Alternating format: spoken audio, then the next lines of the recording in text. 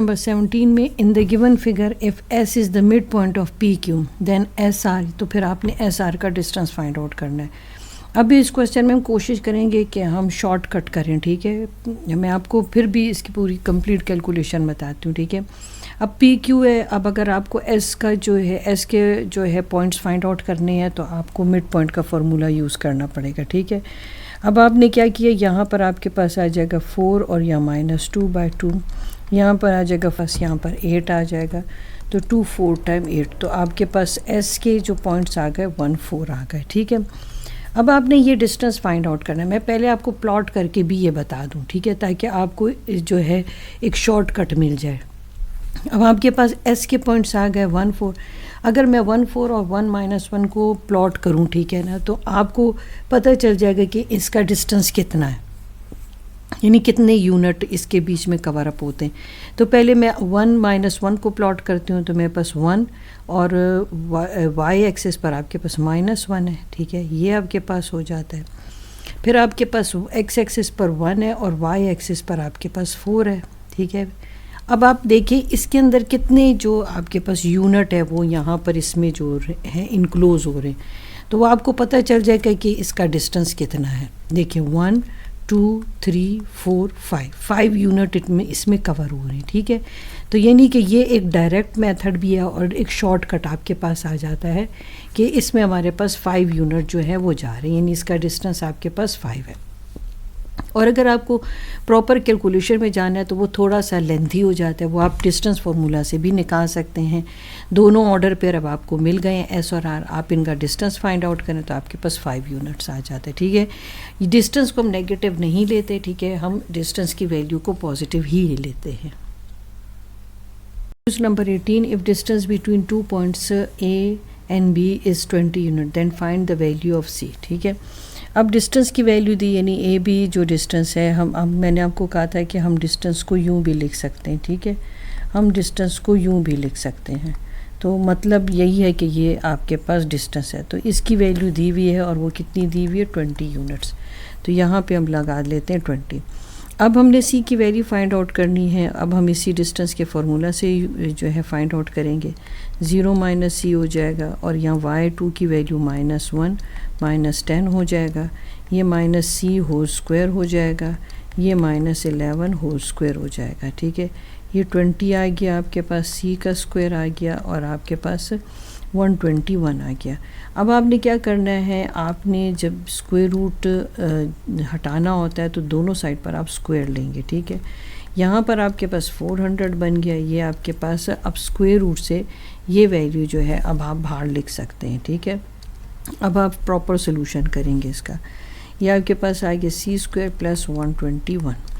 अब आपने क्या करना है, 400 है, यहाँ पर आपके पास ये -121 जब इक्वल साइन से उधर मूव करेगा तो ये माइनस में कन्वर्ट हो जाएगा साइन, ठीक है। अब यहाँ पर आपके पास आ जाएगा, जब आप इसे सब्ट्रैक्ट करेंगे 279 आ जाएगा और यहाँ पर c², ठीक है। अब 279 का आप ऐसे करें कि आप स्क्वायर रूट ले लें, ठीक है, 279 का स्क्वायर रूट ले लें, इसको आप अपने इस साइड पर लिख लें ताकि आपको सोल्यूशन करना इजी हो जाए, taking square root on both side, ठीक है।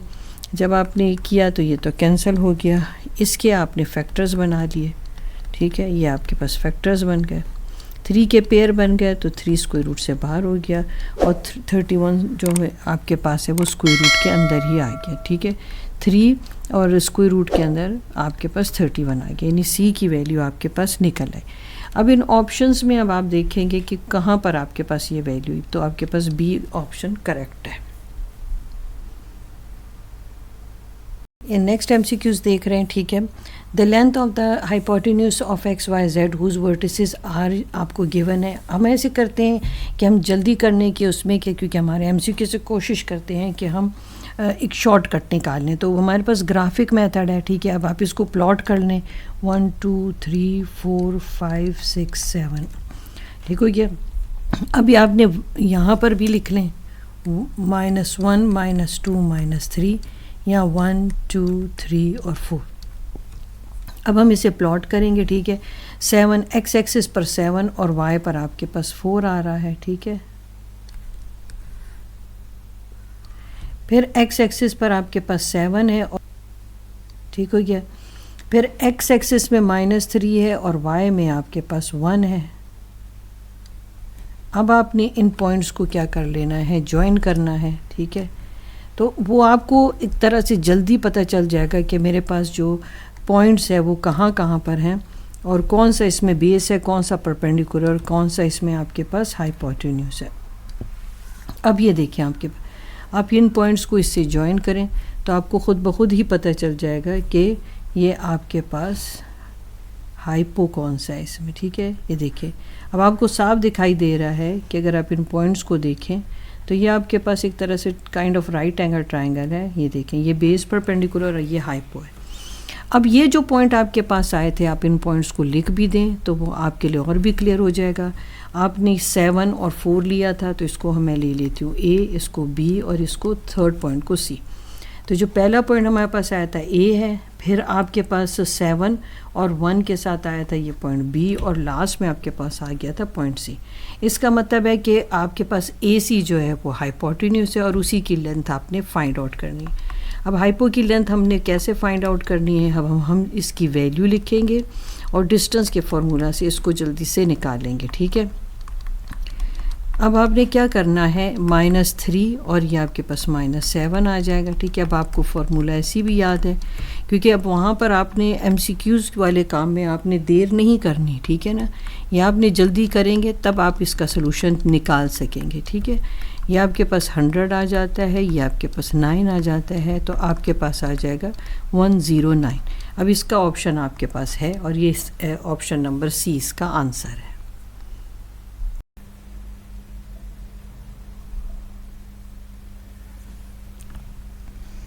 MCQs नंबर हम 20 कर रहे हैं।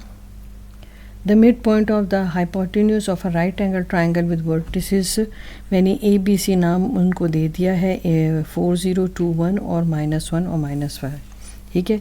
अब हमने क्या करना है, हमें पहले तो पता हो कि ये 3 वर्टिसेस में से कौन से पॉइंट जो है वो हमें हाइपो बना के देते हैं, ठीक है। फिर हाइपो आपको पता चल जाता है तो फिर आप उसने का मिड पॉइंट जो है फाइंड आउट कर सकते हैं, ठीक है। फिर आप उसका मिड पॉइंट फाइंड आउट करेंगे तो चलिए हम अपने पुराने ही मेथड के थ्रू करते हैं जिसमें ग्राफ के थ्रू हम इजीली इसको फाइंड आउट कर सकेंगे, ठीक है ना। अब x एक्सिस 4 है आपके पास और y आपके पास 0 है, तो इसका मतलब है कि जो फर्स्ट पॉइंट है वो एग्जैक्टली जो है x एक्सिस पर लाई करता है, ठीक है। तो हमारे पास क्योंकि x की वैल्यू गिवन है और y की वैल्यू 0 है तो आपके पास पॉइंट A ये हो गया, ठीक है, 4 और 0। अब हम जो है नेक्स्ट पॉइंट की तरफ आते हैं 2 और 1 B पॉइंट। तो x एक्सिस पर 2 है और y एक्सिस पर आपके पास क्या है, ये आपके पास 1 है, ठीक है ना। तो हम इसको भी जो है जॉइन करके पॉइंट प्रोमिनेंट कर देते हैं, x 2 है और y आपके पास 1 है, ठीक हो गया। अब जो लास्ट पॉइंट है वो x एक्सिस पर -1 है और y एक्सिस पर आपके पास क्या है, 5 है, ठीक है। अब यहाँ 5 तक आ जाए। अब आपके पास 3 पॉइंट्स आ चुके हैं, ठीक है। अब 3 पॉइंट्स हैं, अब आपके पास इनको प्रोमिनेंट कर दें, A आ गया, ये आपके पास B है और 2 1 और यहाँ पर आपके पास C पॉइंट बना है जो -1 और -5 है। अब आप यूँ करें कि इनको जॉइन कर दें, ठीक है। वो कैसे कि B को आप A से जॉइन करेंगे, B को C से भी जॉइन कर दें और A को भी आप C से जॉइन कर दें, ठीक है। अब आपको देखने से ही पता चलता होगा कि ये आपके पास एक राइट एंगल ट्रायंगल है और बी पर 90 का एंगल बन रहा है। जहाँ पे 90 का एंगल बनता है उसके ऑपोजिट साइड को हम हाइपो कहते हैं, ठीक है। अब हमें पता चल गया कि जो ए सी है वो हाइपोटेन्यूस है, ठीक है। अब हम इसका मिड पॉइंट जो है वो फाइंड आउट कर लेंगे, ठीक हो गया। इस तरह से जो है आपके लिए सोल्यूशन जो है जल्दी आप निकाल सकते हैं सोल्यूशन, ठीक है ना। अब हम इसका मिड पॉइंट फाइंड आउट करते हैं। अब आपको फार्मूला पता है, ये x1 ये y1, ये तो अभी मैं सिखा रही हूँ आपको मगर आपने बहुत ही जल्दी करना है, ठीक है। आप ले लें +4 -1 डिवाइडेड बाय 2, 0 + 5 डिवाइडेड बाय 2, ठीक है। 4 में से 1 गया 3/2 और यहाँ पर आपके पास आ जाएगा 0, ये आपके पास ये -5 है, ठीक है, यहाँ पर भी -5 लिखेंगे तो -5/2। तो आपके पास करेक्ट ऑप्शन कौन सा अब इसमें आ जाता है? C. Number 20, if end points of a diameter of a circle are 4, 5, यानी ऑर्डर पेयर में 4 और 5 है, एंड 6 और 9, then coordinate of its centre will be, यानी कि आपके पास ये डायमीटर है, सर्कल है, उस डायमीटर के दो एंड पॉइंट्स 4 और 5 और 6 और 9 है, आपने मिड पॉइंट फाइंड आउट करना है। मिड पॉइंट का फॉर्मूला आप लगाना है। मैंने आपको क्या कहा था, आपने इस वैल्यू फर्स्ट वैल्यू को x1 y1 के, इसको x2 y2 के, और मिड की वैल्यू को x और y से शो करें। अब चले हम x1 की वैल्यू यूज़ करते हैं 4, और यहाँ पर 6/2, और यहाँ पर 5 + 9/2, ठीक है। यहाँ पर आपके पास आ जाता है 10/2, और यहाँ पर आपके पास आ जाता है 14/2, ठीक है।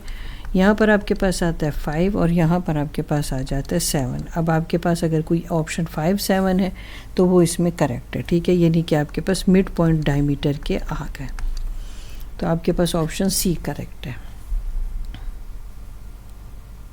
If 2 points 2, 3 and 4, 5 are at equal distance from 3t, then the value of t is। अब इसके दो मेथड है, या तो आप ग्राफिक तरीके से करें, क्योंकि अब MCQs पर आप इतना टाइम नहीं लगा सकते, क्योंकि अगर आप इसको सॉल्व करेंगे तो ये काफ़ी क्वेश्चन लेंथी चला जाएगा। तो चलिए हम इसको प्लॉट करके देखते हैं, ठीक है। अब आपके पास क्या है, 2 और 3, x एक्सिस पर 2 है और y पर आपके पास 3 है, ठीक है।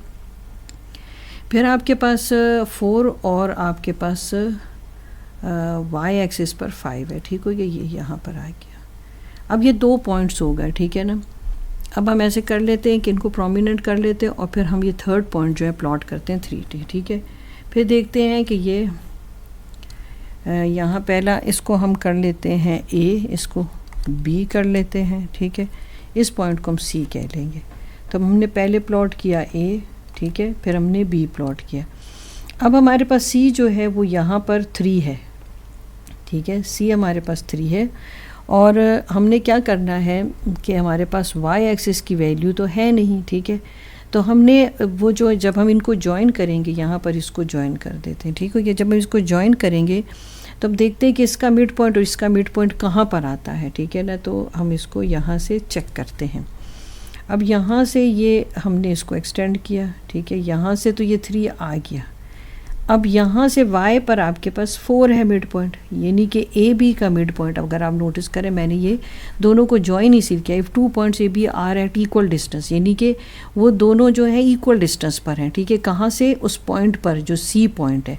तो इसका मतलब है कि पॉइंट सी यहाँ पर है, क्योंकि उसका आपको जो है एक्स एक्सिस की वैल्यू तो मिल गई थी, ठीक है। सी से बी भी इक्वल है, तो मैंने इसको ज्वाइन किया, और सी का एक जो पॉइंट था मैंने प्लॉट कर लिया। अब वाई एक्सिस का प्लॉट आपने वाई एक्सिस से जो पॉइंट आपने लिया, वो जब आपने सी से ज्वाइन किया तो आपको तब वो पॉइंट मिल गया, ठीक है। यानी कि इसका मतलब है कि आपको पता चला कि सी जो है वो आपके पास एक्स एक्सिस की वैल्यू उसकी 3 है, और वाई की वैल्यू आपके पास उसकी क्या है, 4 है। यानी कि आपने देखिए क्वेश्चन रीड करें तो आपको समझ आ जाएगा, ये 2 points are at equal distance from C, यानी सी से ये भी इक्वल डिस्टेंस पर है, सी से यहाँ पर ए भी इक्वल डिस्टेंस पर है। तो जब हमने यहाँ से डिस्टेंस काउंट किया तो आप नोटिस करें कि वाई एक्सिस पर इन 3 और 5 के दरमियान क्या आता है, 4, और एक्स एक्सिस पर 2 और 4 के दरमियान क्या आता है, 3 आता है। तो इसका मतलब है कि इसका 3 और 4 पॉइंट आ जाता है ऑर्डर पे, ठीक है। तो हमने यहाँ पर उन्होंने हमें क्या दी थी, 3 की वैल्यू तो दी थी, टी की वैल्यू नहीं थी, तो वो आपके पास क्या आ गई, 4। तो आपके पास करेक्ट ऑप्शन क्या है, 4। अब देखिए आपने ग्राफ से जल्दी वैल्यू फाइंड आउट कर ली, मगर अगर आप फार्मूला से करेंगे तो वो भी मैं आपको दिखा देती हूँ। फिर तो हमने ए सी का डिस्टेंस निकाला, और यहाँ हमने बी सी का डिस्टेंस निकाला, क्योंकि आपके पास सेंट्रल पॉइंट सी है। तो जो आपके पास ये पॉइंट है, आपने ए को सी से भी रिलेट किया और सी को आपने बी से रिलेट किया, क्योंकि दोनों में आपने अननोन फाइंड आउट कर रहे हो, ठीक है ना। हमने डिस्टेंस फार्मूला अप्लाई किया, ठीक है। यहाँ तो 1 आ गया, मगर यहाँ पर जो है आपके पास a minus b whole square का फार्मूला फिर अप्लाई होगा, ठीक है। यहाँ पर मैंने उसको उसी तरह से ओपन किया। अब स्क्वायर रूट हटाने के लिए आपने दोनों साइड पर फिर स्क्वायरिंग करनी होती है, taking square on both side, जिसकी वजह से ये स्क्वायर रूट जो है वो हट जाएगा, ठीक है। अब जो वैल्यू इसमें कटने वाली होगी वो तो आप काट देंगे, जो रह जाएगी वो आपको टी का आंसर दे देगा, ठीक है।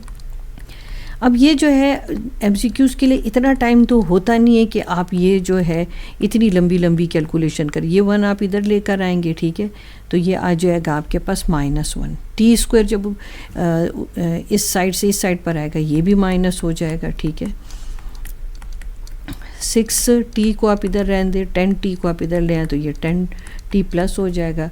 अब 25 भी इधर रहने दें और 9 भी इधर आप रहने दें, ये दोनों ये सब वैल्यूज़ कट गई, ये आपके पास 4t आ गया, यहाँ पर आपके पास 16 आ गया, ये 16 डिवाइडेड बाय 4 आपके पास क्या आ जाता है 4, तो t की वैल्यू 4 आई।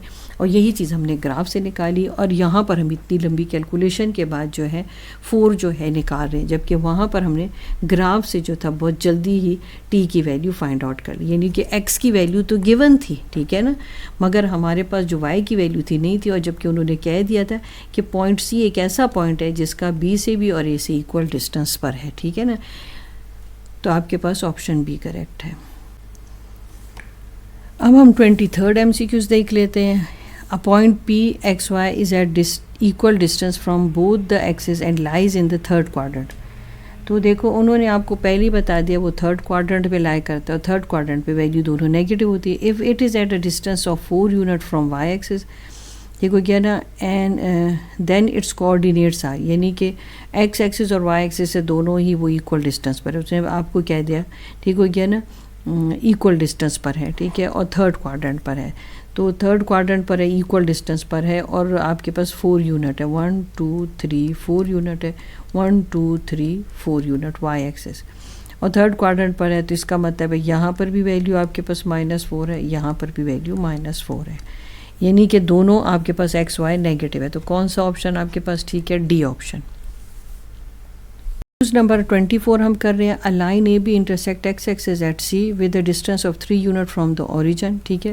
पहले हम फर्स्ट टू जो स्टेटमेंट है उसको कंप्लीट करते हैं। एक लाइन है, कोई भी लाइन थी, उसने जो है x एक्सिस को एट पॉइंट C पर कट किया, मगर कितने डिस्टेंस पर, ओरिजिन से 3 यूनिट, ठीक है ना। तो ये इसका मतलब इस पर जो है जो आपके ऑर्डर पेयर है उनकी वैल्यू क्या है, x की वैल्यू 3 है और y की वैल्यू 0, क्योंकि x एक्सिस पर y की वैल्यू 0 होती है, ठीक है। तो ओरिजिन से 3 यूनिट जो है x एक्सिस पर उसने जो है कट किया, ठीक है। And y axis at d, मतलब और y एक्सिस से y एक्सिस में पॉइंट d पर उसने उसको कट किया, ठीक है। और यहाँ पर क्या है, विद डिस्टेंस ऑफ 6 यूनिट, और 6 यूनिट उसने कवर किए, ठीक हो गया, ओरिजिन से। तो x की वैल्यू अब यहाँ 0 और y की वैल्यू 6 हो गई, ठीक है। अब उन्होंने आपको क्या कहा है कि find the distance of CD, यानी कि आपने ये डिस्टेंस फाइंड आउट करना है। तो अगर डिस्टेंस फाइंड आउट करना ही है, आपको ऑर्डर पेयर चाहिए, ऑर्डर पेयर आपको मिल गए हैं, अब आपने उन्हीं ऑर्डर पेयर को जो है यूज़ करना है और डिस्टेंस फाइंड आउट करना है। तो ये तो आपके लिए ईजी हो गया है, ठीक है ना। 0 6 आपके पास हो गया, ये x1 है, ये y1 है, ये x2 है, ये y2 है। आपने डिस्टेंस का फार्मूला यूज़ करना है, तो आपके पास क्या आ जाएगा, 0 - 3 आ जाएगा, ठीक है, और 6 - 0 आ गया आपके पास, ये आपके पास -3 होल स्क्वायर हो गया, ये 6 होल स्क्वायर हो गया, स्क्वायर रूट 7 जा रहा है आपके, 9 आ गया, 36 आ गया, ठीक है। आपके पास जब आपने ऐड किया तो आपके पास 45 आ गया, जब स्क्वायर रूट से बाहर आया तो ये आपके पास 3 स्क्वायर रूट ऑफ 5 आ गया। अब कौन सा ऑप्शन इसमें आपके पास करेक्ट है, आपके पास फर्स्ट ऑप्शन करेक्ट है।